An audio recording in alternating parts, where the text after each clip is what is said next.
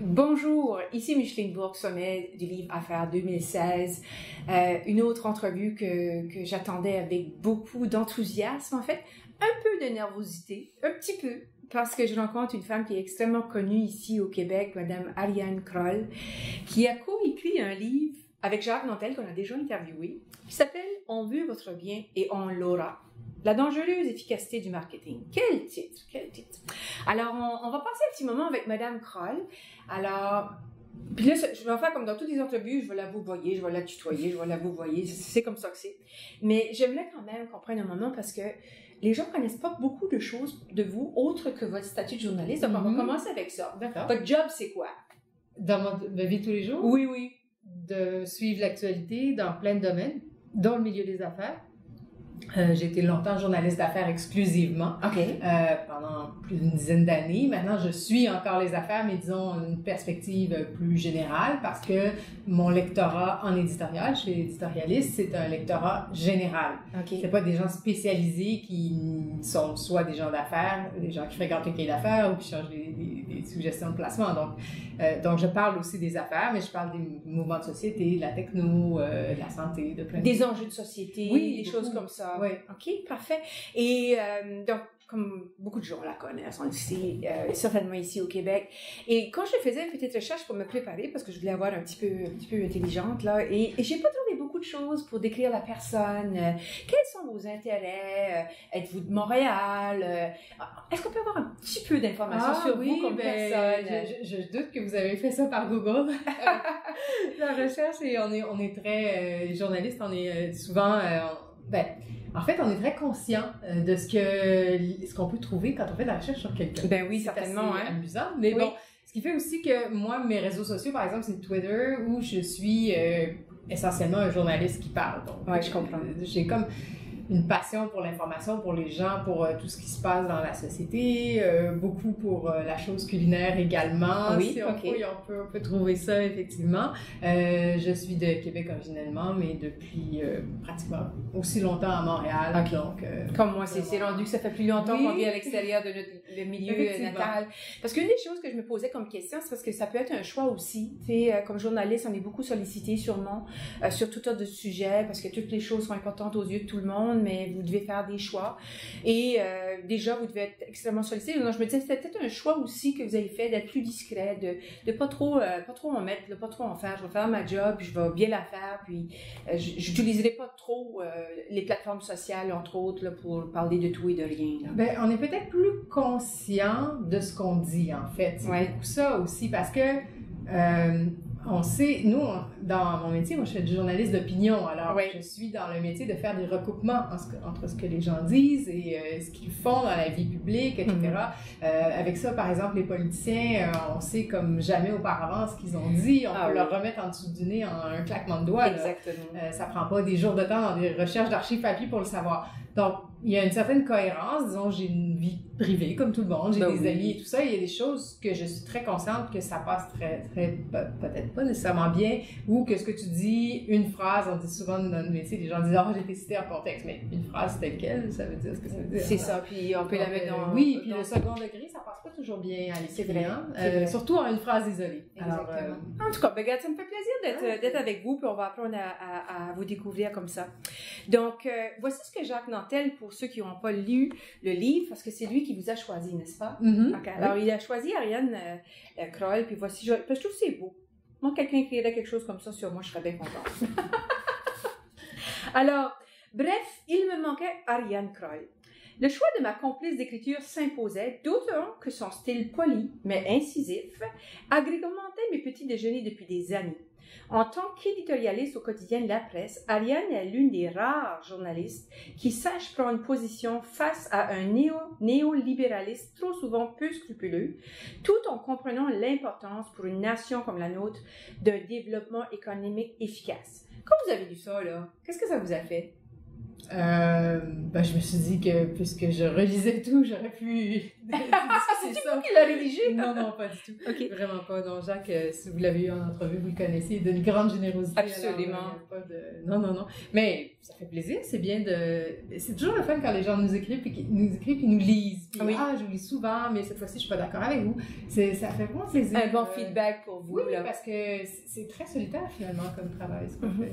Donc, vous, Jacques Nantel, lui, vous connaissez par le journalisme. Est-ce que vous le connaissiez également un peu? Par le journalisme également. Okay. Comme je dis souvent à la blague, il n'y a à peu près pas un journaliste économique au Québec qui ne l'a pas interviewé au moins une fois puis qui n'a pas trouvé que c'est donc intéressant ce qu'il dit. Et puis c'est souvent original, etc. Ou des fois on cherche un éclairage parce que franchement, on ne sait pas toujours quoi passer une situation quand ça se produit, une transaction, une fusion d'entreprise, des choses comme ça. Donc, et puis avec le temps, mais on voyait qu'on avait une communauté d'intérêt, des points de vue où est-ce qu'on se relançait bien et tout ça. Donc, il m'a proposé de travailler avec lui sur ce livre-là, en fait, qui portait depuis ces idées-là. Il y en a beaucoup qui portaient, même il disait, c'est presque 10 ans que j'ai ça, mais tout seul, ça avance pas. Il était très occupé à l'époque, encore plus aujourd'hui. Alors. Donc, on vous approche pour écrire un livre. C'est une première expérience pour vous. Votre réaction, je sais que le journaliste, tout de suite, il y a déjà une facilité d'écriture, puis j'imagine que forcément, lorsqu'on va en journaliste, parce qu'on doit aimer à quelque part communiquer, nécessairement aussi par écrit. Oui. Mais est-ce que vous avez fait un petit recul? Je vais y penser ou comment ça s'est passé? J'ai eu ce réflexe naturellement de toujours me dire, bon, ben, je dirais pas oui tout de suite pour dire après, je suis plus sûre. Donc, j'ai peut-être pensé 24 heures, mais c'était évident que c'était enthousiasmant, que je pensais que ça allait être vraiment le fun. OK. Puis qu'est-ce qui a été votre rôle, effectivement? Parce que le livre est écrit au jeu. Oui. Donc, on ne voit pas Ariane parler. Non, mais c'est une de mes premières recommandations à Jacques. C'est vraiment un choix d'écriture, d'ailleurs.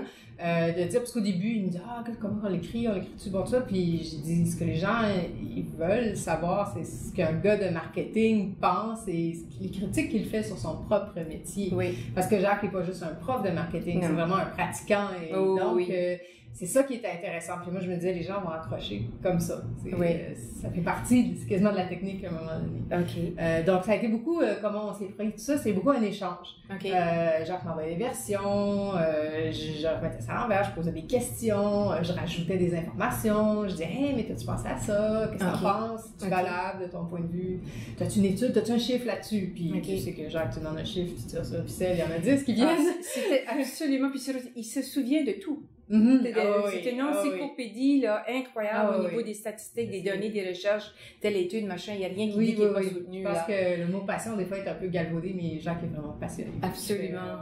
Donc, ça a été un exercice à deux, un exercice de découverte de comment on peut bâtir un livre ensemble. Oui. Est-ce que, je ne vais pas aller dans la discussion non plus, mais est-ce que vous avez été aussi un petit peu guidé par la maison d'édition? Vous avez fait un premier exercice, puis après ça, vous êtes allé vers les maisons d'édition? On a fait une première proposition qui était, en fait, ils avaient une formule, l'éditeur qui n'est plus avec cette maison d'édition, mais l'éditeur avec qui on travaillait, avait une formule. Il nous demandait une table des matières, un premier chapitre au moins, puis des idées générales. Donc, il voulait savoir où est-ce qu'on s'en va. Parce qu'il y a des gens qui veulent écrire des livres et qui pensent, ou qui ont une bonne conférence, qui pensent que ça ferait un livre, ou qui ont une bonne idée et qui pensent que ça ferait un livre. Il y en a beaucoup. Oui, je comprends ça. Là, on rentre dans le domaine des affaires, mais on peut pas signer des contrats. J'imagine quand on est un éditeur sur l'idée de la foi d'une bonne idée.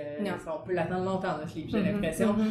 Donc, on a proposé, je pense que nous, on avait proposé 3 chapitres puis une table des matières. Puis donc, on savait grosso où est-ce qu'on s'en allait. Puis on alimentait au fur et à mesure. Puis à la fin, ça donnait ça donnait. On a vraiment écrit. Moi, je trouve que ce qui décrit bien, c'est qu'on a écrit chaque chapitre pourrait en fait être sorti puis se lire comme un article de magazine. Oui, c'est vrai ça, c'est vrai. Parce que chaque chapitre, en fait, vous le mentionnez, j'avais pas prévu qu'on aille tout de suite là-dedans, mais c'est que les chapitres sont tous documentés, puis c'est écrit d'une façon aussi on lit quasiment comme une petite histoire, hein. C'est l'histoire de Jacques et comment le marketing a évolué, puis où est-ce qu'on en est rendu, puis qu'est-ce qu'ils pensent que les gens pensent. Vous pensez que c'est ceci, mais c'est cela. Puis donc c'est quand même une histoire, ça se lit très bien. C'est pas aride, c'est pas. Non, il y a même des gens qui m'ont dit qu'ils l'avaient lu d'une traite. Alors, mais c'est pas un polar et non, mais tu sais, ça se lit bien. Oui, c'est ça. Puis c'est pas trop volumineux.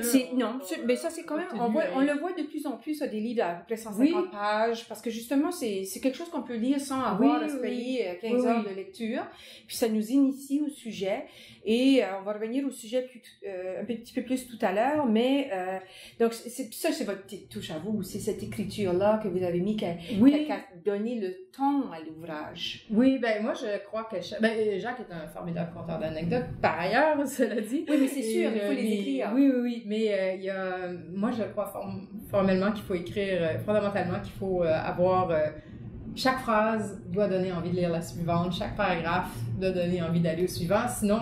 Même dans quelque chose d'aussi court qu'un éditorial, ce que j'écris tous les jours, on peut décrocher en chemin. Absolument. Puis c'est un défi. Oui, c'est un défi, c'est sûr. Les gens, même s'ils ont acheté notre livre, moi, mon but, c'est pas juste de vendre des livres, j'aimerais ça qu'ils aient du plaisir à lire, finalement. Et que les gens apprennent, surtout dans un contexte comme celui-là, où c'est pas un roman, c'est un ouvrage didactique dans un sens que on veut, surtout à ce niveau-là, de conscientiser le consommateur. Qu'ils en aient retiré quelque chose à la fin. Moi, mon but, c'est pas de leur bourrer le crâne comme Non. Un examen à faire passer à la fin. Puis, en tout cas, on va revenir au contenu. Vous, dans votre travail, c'est ça, vous avez couvert, tu sais, moi, je lis à l'occasion des articles, parce que je lis tellement de choses tout le temps, puis je lis beaucoup de livres d'affaires. Mais je sais que vous vous êtes intéressé à des sujets qu'on a retrouvés là-dedans. Par exemple, toute la question de la vie publique et la vie privée, c'est un sujet qui vous interpelle. Oui, parce que ça a une portée sociale qui dépasse largement le marketing, le monde des affaires. Tu sais, puis j'ai lu certains de vos articles. D'ailleurs, la première fois que je vous avais rencontré, je venais d'en lire un, j'étais tellement emballée parce que vous aviez dit, c'était tellement intéressant. Et aussi, vous vous intéressez aux consommateurs, à tout le phénomène de la consommation. Donc, la synergie était facile à construire quand on a quelqu'un qui d'emblée s'intéresse à ces choses-là. Et évidemment, un des grands messages, à mon avis, dans le livre, c'est toute la question d'éthique. L'éthique qu'on doit avoir comme consommateur, l'éthique qu'on doit avoir quand on crée des produits, quand on est marketeur, entre autres.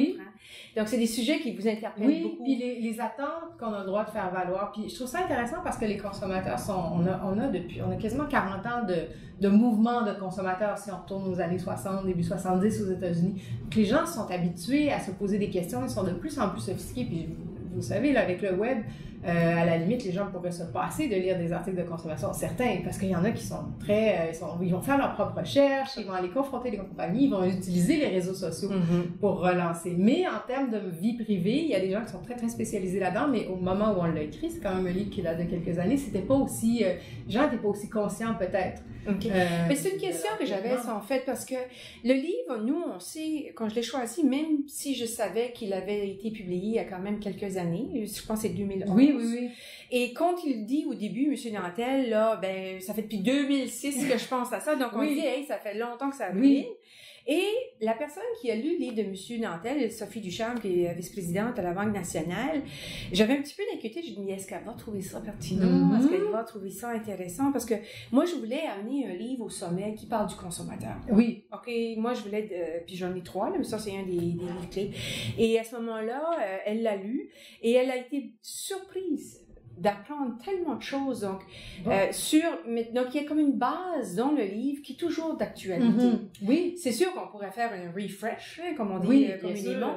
Donner des exemples avec des nouvelles technologies, des nouveaux entre autres. Mais sur les fonds, comme des questions éthiques, la vie privée et la vie publique, c'est sûr que les enjeux se sont peut-être multipliés, mais les questions fondamentales demeurent. Oui. Mais je pense qu'aussi, à un moment donné, où on a compris, comme vous dites, les bases, on a les réflexes de détecter des modifications de ça. Puis l'autre affaire aussi, c'est comme on l'a écrit vraiment quand même plusieurs années, ça a été publié en 2011 donc on l'a écrit en amont de ça. Ben oui, c'est ça. Et beaucoup de choses qu'on se disait, il faut l'expliquer, etc. Mais aujourd'hui, vous dites aux gens, avec votre cellulaire, vous entrez dans un magasin, puis il y a un rabais qui apparaît, on n'a pas besoin de dire plus que ça, tout le monde le sait, tout le monde l'a vécu.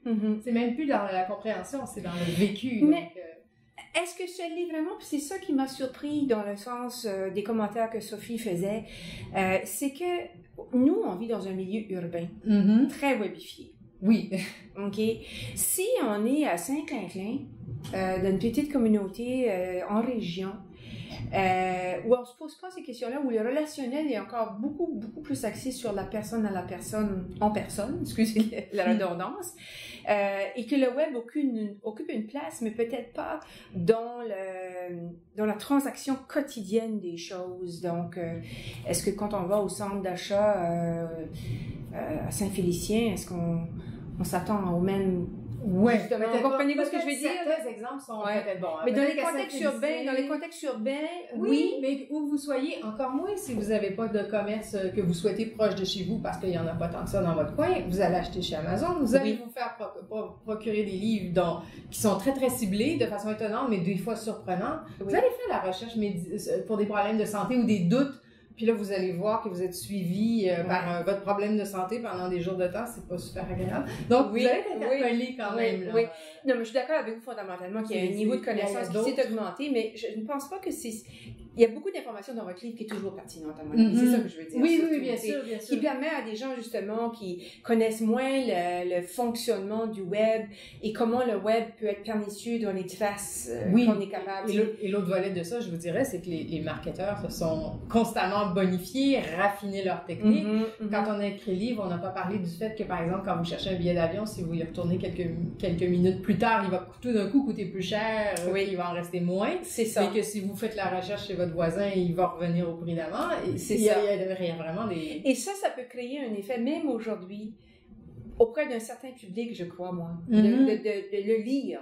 On le soupçonne, mais votre livre nous permet d'arriver à un certain niveau de conscience, même pour les gens. Moi, j'ai appris des choses en lisant votre livre, même si je suis dans le... beau compliment, non, mais tu sais que je veux dire, il y a quand même des bases là-dedans. Oui. Donc, pour revenir un petit peu à ça, donc la vie publique, on y reviendra tout à l'heure, j'ai d'autres questions là-dessus, mais j'étais intéressée de connaître votre point de vue sur le marketing, parce que vous êtes une journaliste. Tu sais, puis moi, j'ai travaillé en marketing moi-même à un niveau certainement beaucoup plus modeste, là, mais quand on dit aux gens, je suis consultante en marketing, il y a un petit timbre de négativité. Ah, tu vas me vendre n'importe quoi, Et vous qui êtes journaliste, qui a quand même un sens critique dans votre travail, qui a amené des enjeux et qui soulevait des problématiques sociales et à peu importe quel niveau, qu'est-ce que vous pensez du marketing aujourd'hui, vous, après avoir vécu cet exercice-là avec un maître du marketing,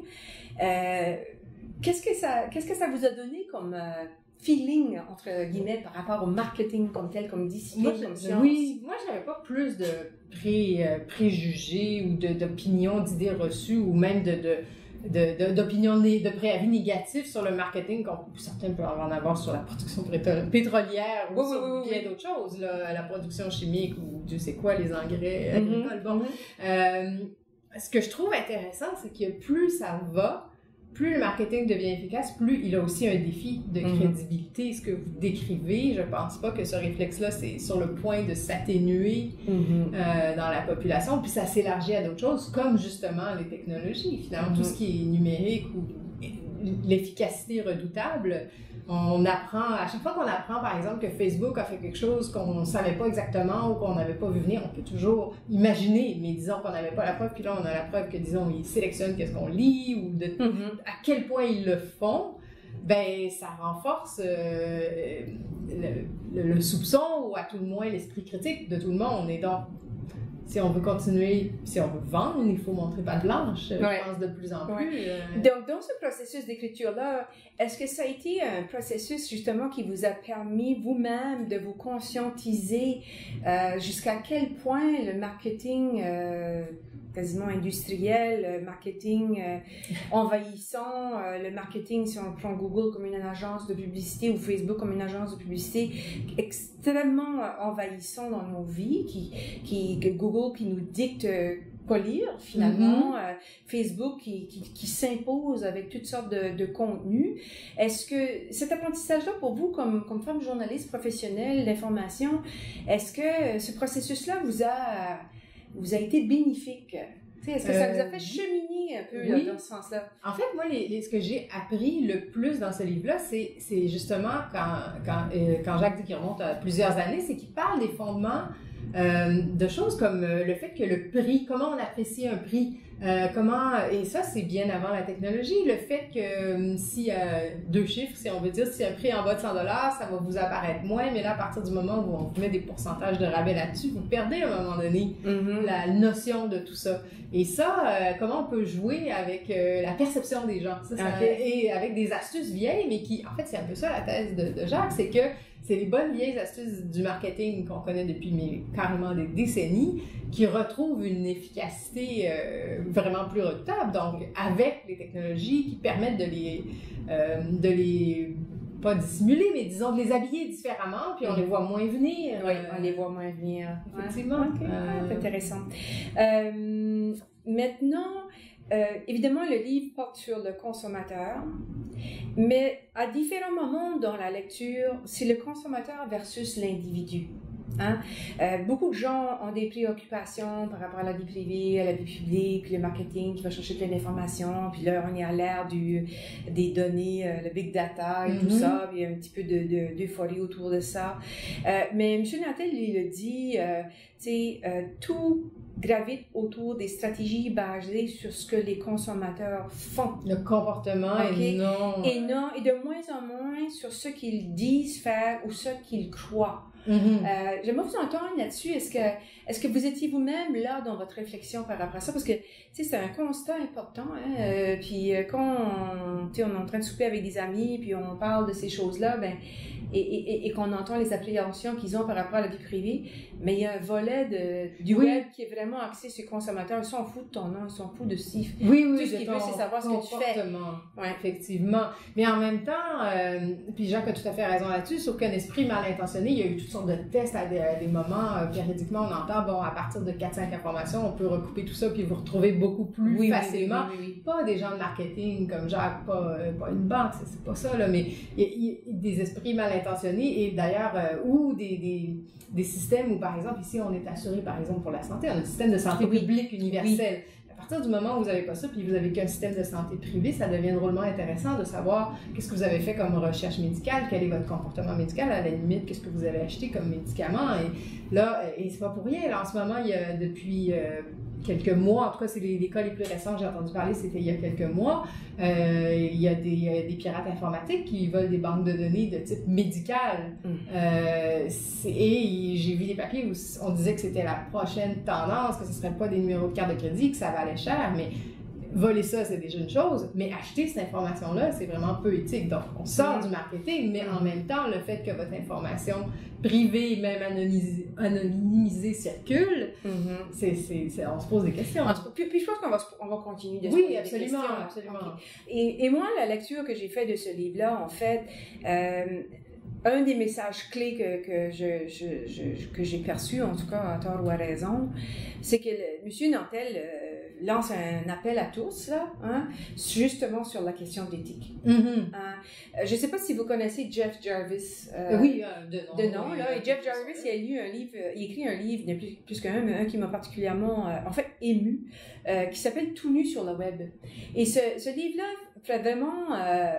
c'est un appel, ça aussi, à ce qu'on développe une éthique et que l'éthique soit tant par rapport à ce qu'on publie soi-même sur le web que ce qu'on fait avec ce que les gens publient, eux. Donc, il propose toutes des règles avec différentes conditions. Voici des principes sur lesquels on pourrait amorcer un dialogue. Et j'ai senti ça, moi, chez M. Nantel, comme un appel là, aux marketeurs, cessons de créer des besoins, entre guillemets, pour produire des produits dont les gens n'ont pas vraiment besoin. Et je sais pas, j'aimerais vous entendre là-dessus parce que c'est une question vraiment qui touche tellement différents aspects de notre vie en société aujourd'hui. Oui. Donc, le web maintenant occupe une place extrêmement importante dans notre quotidien. Là, on est dans un monde de marketing, d'affaires, de business et tout ça, mais j'aimerais vous entendre là-dessus parce que c'est un sujet vraiment crucial aujourd'hui. Hein? Oui. Ben, il y a l'aspect du marketing, à un moment donné, quand on fait appel aux gens de marketing comme Jacques le fait, il ne faut pas oublier aussi. Tout à l'heure, je vous parlais des gens, on convient que les gens sont de plus en plus développés dans leur réflexion et même s'ils ne pensent pas à tout, ils ont développé le réflexe de penser à des choses. Donc, à un moment donné, si j'imagine que ces gens de marketing continuent à essayer de toujours trouver des astuces où on va les voir, on ne les verra pas venir, ben à la fin, ils vont attraper que les idiots. Puis les pas éduqués, c'est pas le marché cible le plus intéressant. Tout le monde veut les mêmes consommateurs. Les gens actifs, les gens éduqués, les gens qui ont un travail, qui s'intéressent à des choses qui... Donc, on peut pas... ça dure pas très longtemps. Là. Si vous êtes toujours en train d'essayer de trouver la nouvelle astuce, c'est un peu douteux. Par rapport au comportement, disons, à une éthique de nous-mêmes, ben, par rapport aux autres et par rapport à ce qu'on fait, quelque part, c'est un livre de bonne manière des temps modernes qui reste à écrire. Déjà, je me souviens quand le cellulaire s'est commencé à se généraliser, on entendait beaucoup, puis on lisait beaucoup dans les publications d'affaires, et même grand public, qu'est-ce qu'on fait avec le téléphone, quand est-ce qu'il est approprié de parler, de texter en face des gens. Et on se rend compte que, bien sûr, on peut dire que des fois, on se retrouve à une table où tout le monde texte, mais il y a également des gens qui ont décidé qu'ils ne le faisaient pas ou dans certaines circonstances ne le font pas. Donc, on est en train de s'écrire un code. Oui, puis c'est ça. Puis ça peut être tout à fait correct d'être à la table, chacun avec son téléphone, si c'est correct pour tout le monde. Donc, il n'y a pas de souci. Si c'est ça moi, j'aime ça aller voir ma sœur, justement, parce que elle et moi, ben, on a toujours notre téléphone, l'ordinateur, la tablette, les trois en même temps. On a du plaisir à faire ça, mais c'est pas tout le monde qui a ce plaisir. Non. Mais l'éthique, c'est ça, c'est quand la communication humaine est atteinte. Puis même chose pour utiliser les réseaux sociaux pour dénigrer quelqu'un, ben on se rend compte de plus en plus qu'il y a des gens qui sont pas gênés de lever le drapeau blanc puis de dire ça suffit, se prêter à la défense. Ils sont pas juste témoins d'un carnage où ils vont pas juste fermer, ils vont... Donc, je pense qu'il y a beaucoup de choses à écrire, à faire nos propres choix. Finalement. Exactement. Donc, dans le livre, à la fin, M. Néatel nous propose là, différents conseils. Je m'attendrai pas que vous vous en souveniez par cœur, là, mais on va les regarder rapidement. Faites un budget. Oui, c'est tellement l'air simple, mais pourtant... Ils ont fait vraiment l'argument. Tout le monde, regardez où va votre argent. Si vous n'avez pas envie de faire un budget poste par poste, ben, on dit souvent payez-vous en premier. C'est ça. Enlever l'épargne, enlever les voyages et tout ça, puis vivez avec le reste au moins. C'est ça. Un conseil très de base, prise de conscience, aussi documenté là, sur là où on en est. Puis là, bien sûr, le conseil numéro 2, c'est faites un budget puis suivez-le. Alors ça... il parle aussi de ne pas croire au Père Noël. Oui. Je sais pas si vous voulez, vous rappelez-vous un petit peu... oui, mais c'est son expression pour dire si c'est trop beau pour être vrai. C'est ça. Il y a tellement d'arnaques, il y a tellement d'arnaques aujourd'hui, que ce soit des rabais extraordinaires, finalement, qui sont des prix qu'on oui, il y a beaucoup de choses comme ça. Caractères. Ben, d'ailleurs, il y a des groupes qui ont calculé combien de temps ça prendrait. Les fameux contrats de service qui sont en fait pour des applications qu'on ne paye pas, mais le temps que ça nous prendrait de les lire tous, on ne les dit pas. En fait, j'accepte, bon, mais... Voilà. Sachez qui sont vos vrais amis.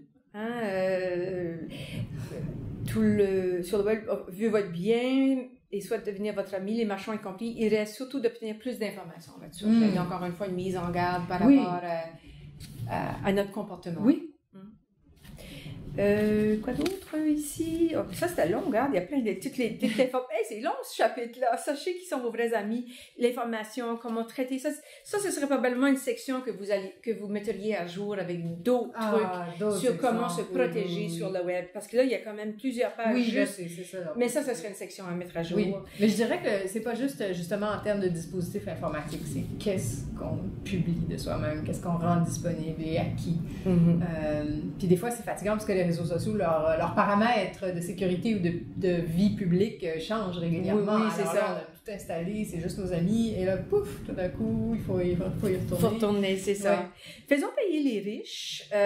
Ça, c'est un bout qu'on n'a pas encore réussi, puis on trouve que ce mouvement-là en fait, n'est pas encore un mouvement. L'idée que aux États-Unis, il y en a qui ont essayé ça. Vous voulez tout savoir sur moi? OK, je le vends. OK. Oui, c'est vrai. Donc, mais il n'y a plus de preneurs. OK. Est-ce que vous avez une opinion sur pourquoi les gens... On n'est pas rendu à se mettre il n'y a peut-être pas assez de gens qui le proposent. Mais à la limite, c'est aussi parce qu'on n'est pas prêt à se passer des applications ou des avantages de certaines applications. Parce qu'effectivement, on peut avoir certaines applications gratuitement, mais si on ferme certaines options qui montrent où on va physiquement dans la ville, etc., on a moins d'avantages. Donc, c'est donnant, mais... À suivre. Oui. Protéger vos enfants, mais ça, c'est tellement important. Oui. Probablement qu'il y a eu une évolution dans les dernières années à ce niveau-là. Je sais que les écoles, les écoles notamment se sont impliquées au niveau de la communication aux parents et aux enfants sur les dangers. Les parents eux-mêmes connaissent très bien tout ça parce qu'ils l'utilisent. Puis le dernier conseil sur la consommation, hein, et l'appel de monsieur Nantel là, sur pourquoi j'ai écrit ce livre-là, c'est vraiment de se rendre compte qu'on est dans un mode de relation qui est un peu inégal entre les consommateurs, les marchands, les citoyens, les entreprises. Il y a des choses qui se passent qui ne sont pas tout à fait égales, comme on dit. C'est ça. Donc, en s'éduquant soi-même, on rétrécit l'écart. C'est ça. Et on les risques de ne pas être protégé, de bien consommer, hein, d'être un bon consommateur, des choses comme ça. Peut-être pour conclure, on pourrait imaginer, parce que là vous l'avez dit un petit peu en scoop, là, que peut-être qu'il y aurait une mise à jour ou peut-être mais en fait on travaille plutôt sur autre chose qui serait une suite logique de nos intérêts, mais on en parle beaucoup. Jacques fait des chroniques à la radio, il aborde certains sujets. On n'a pas encore trouvé le fil conducteur, mais on cogite constamment, puis c'est sûr qu'on va faire quelque chose. Ben là, la saison des terrasses est arrivée, donc probablement que ça va vous prendre 1 ou 2 soirées en terrasse avec une bonne bouteille de vin et de cogiter encore la suite de ce projet-là. Moi, je trouve ça intéressant que ça vienne du Québec, un livre sur la consommation. Il n'y a pas énormément de littérature sur le consommateur en français. J'ai pas trouvé, en tout cas, je remarque que c'est pas faudrait pas me citer, là, mais des recherches que j'ai faites, j'ai essayé, j'en ai fait des intérêts très précis. Comment acheter tel objet, acheter une maison, acheter une propriété. Il y a des intérêts très précis, mais de façon générale. C'est ça, pour permettre aux gens de comprendre qu'est-ce que c'est le consommateur, qu'est-ce qu'il recherche, la psychologie du consommateur, c'est un sujet extrêmement intéressant. J'ai pas trouvé énormément de choses. Il y a l'expérience client aujourd'hui qui est presque devenue la nouvelle appellation du marketing. Oui. On parle beaucoup plus d'expérience client maintenant que de stratégie marketing. Donc, j'étais interpellée par votre livre. Je suis contente de l'avoir ajouté au sommet du livre. J'ai hâte de voir comment les gens vont interagir avec ce contenu-là. Puis j'espère bien sûr qu'il y aura parmi vous des gens qui vont se le procurer et qui vont vouloir venir discuter avec nous sur le forum de discussion. Donc, merci beaucoup, Mme Kroll. Ariane, bonne continuité à vous. Puis on va être là pour le 2e. Formidable. Merci, à bientôt. Excellent.